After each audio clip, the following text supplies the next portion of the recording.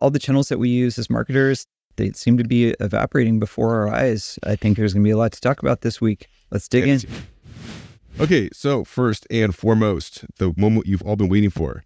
President Biden signed a law to force ByteDance to divest TikTok in the United States within 270 days, otherwise face a ban. It happened. It finally happened. So TikTok's going away. Maybe. But this time it's really, really for real, right? Not like the other 10 times we had a TikTok's despairing story. It's like really, really real this time. Well, they've signed the law. The important thing is this is a divestiture, forced divestiture, or a banning. So they can choose to divest. Yeah, I think the important difference is there's now no further government process that this has to go through. It's been signed off by the president. Like now the clock is ticking, right? Yes, but it's going to court immediately going to court. And so they're going to challenge it to court. A little bit of background. So the bill passed Congress overwhelmingly on bipartisan lines. That never happens. The law is accumulation of years of national security concerns about TikTok's Chinese ownership, as well as just the fact that, tensions between U.S. and China have been ratcheting up over the last several years. TikTok was apparently surprised by the law and plans to challenge it to court, like we just mentioned. But the law was intentionally drafted to withstand a challenge in court, so we'll see what happens. The law doesn't specifically target TikTok by name, but instead targets any app or website controlled by a company on the foreign adversaries list, which is something that is predetermined. The adversary list right now is China, Russia, Iran, and North Korea. And this is interesting in the context of ByteDance continuing to roll out its westward digital expansion. So there are two other apps that ByteDance have recently been scaling. One is called Gauth, which is an AI study companion. Although from my understanding, AI study companion is euphemism for helping with cheating for students in the United States, which, I can understand what. It's called Gauth? Gauth, Gauth. Oh, I was thinking like hot topic, like GOTH. But is it a play on words? I don't know. And then the other one is Lemon8, which I hadn't really heard of, but it's like an IG/Pinterest competitor, which is ratcheting up in the US market and has been growing, not TikTok gangbuster style, but meaningfully over the past month or so. These apps could also obviously be affected by the law, as well as any other foreign-owned app. Okay, so that's a lot of context. Warren, any initial thoughts? So I think we actually now have to start considering the repercussions of this. We've been now covering this story for years. It was looming on the horizon. It is now ticking clock, as we said. First, myself, the team at Upptic, we have to think tactically, what does it mean? So I can maybe speak from like a marketer standpoint and maybe give some advice from our listeners. And then I think there's a few other angles to look at that we've been thinking about, which is like, what does it mean for content creators on TikTok? What does it mean for the government and US citizens? So let's start from a marketer standpoint. Teaser for, we're going to talk about Meta a little bit later. For a lot of us in the performance marketing ecosystem, we work in games, but hearing the same thing across the board, like TikTok is really overshadowing Meta now as the dominant social media platform for marketers and for the subset of us doing performance marketing. We don't need to change anything today. So we have, a little shy of a year in the worst case scenario. Your ad campaigns are not going to stop working. You're not going to see performance getting worse unless we start to see users and content creators abandon TikTok. But I'm going to wait until I see some actual data on that. So my advice to marketers out there is make the most of TikTok in the meantime. You may see some brand advertisers that preemptively move, which could be a net positive for marketers. But for anyone doing data-driven marketing, TikTok's going to probably continue to be the top dog. But it is going to be a time, again, foreshadowing some of the things we're going to talk about with Meta and Facebook, diversification is getting a lot more important over the next 1 to 2 years. So there's still a lot of marketing teams that are leaning heavily on just Meta, Google, TikTok, maybe Apple Search. You're going to need to diversify out of that. Like there's trends affecting at least 2 of the 3 big dogs. I think Google, we'll save for another podcast. So that's my main takeaway. Like execute on TikTok for the next year. You're going to have some time. There's probably going to be some changes we see happening in the background. I wouldn't be surprised to see TikTok do some things to keep advertisers safe and do additional incentives. But in the background, you should also be diversifying your channel mix, starting to expand outside of the social media titans, which both have, for very different reasons that you may not want to do business with them in the next year plus. Yeah, I mean, for clients, this has been the ascendant channel, right? And so this is something that's, I think, meaningful for us to understand, but we're going to need to pivot our marketing strategies potentially in a year, assuming that they don't divest. A lot of ifs there, but it's something that we got to look towards in order to understand what's coming and just be prepared. So I want to talk this through from a couple other perspectives. I'm going to bucket these together. average users / influencers on TikTok. So a lot of people love TikTok, right? People are like rabid about TikTok in ways that they aren't about Facebook. Maybe I'm just not on Facebook, but people are rabid about TikTok.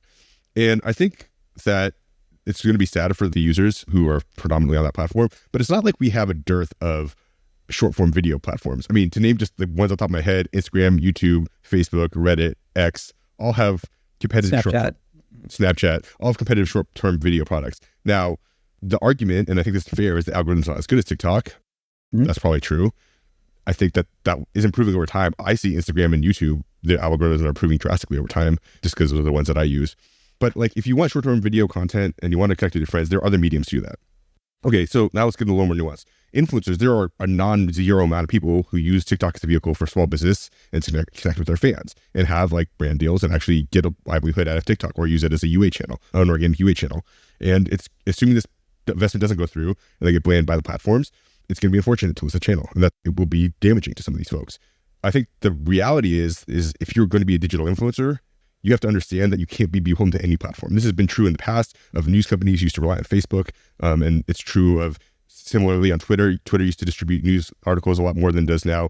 You have to go broad. That's like the only potential reasonable way to be a digital influencer, and you can't tie yourself to any one platform. I think like the one exception might be like Mr. Beast and YouTube, but I think YouTube is reliant on Mr. Beast as vice versa. So anyway, but broadly speaking, even he is diversifying. And so that's the main takeaway is like, this is going to suck, but you have to diversify if you're going to be serious about doing a digital business. Any thoughts about that, Warren? No, I think that's well put. What are the other implications that we're thinking about here?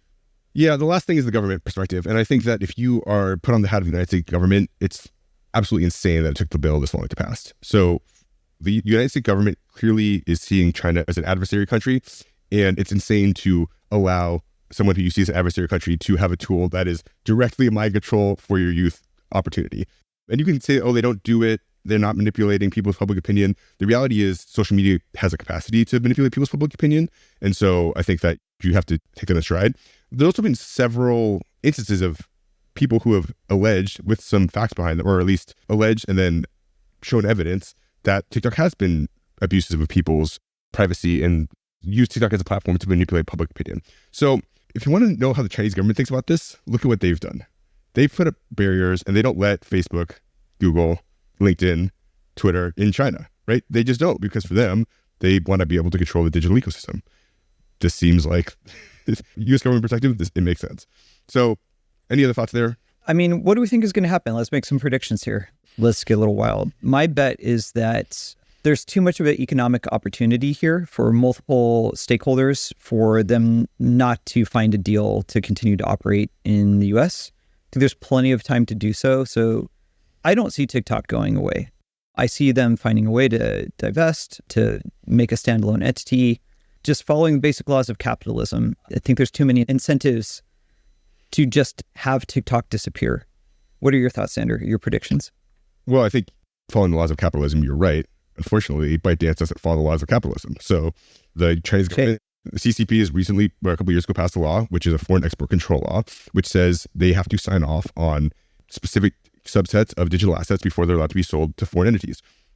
One of the categories is written to look almost exactly like what TikTok is. And so ultimately, at the end of the day, this is a non-capitalist actor in the ecosystem who's going to have the ultimate say. They cannot divest this without the consent of the CCP.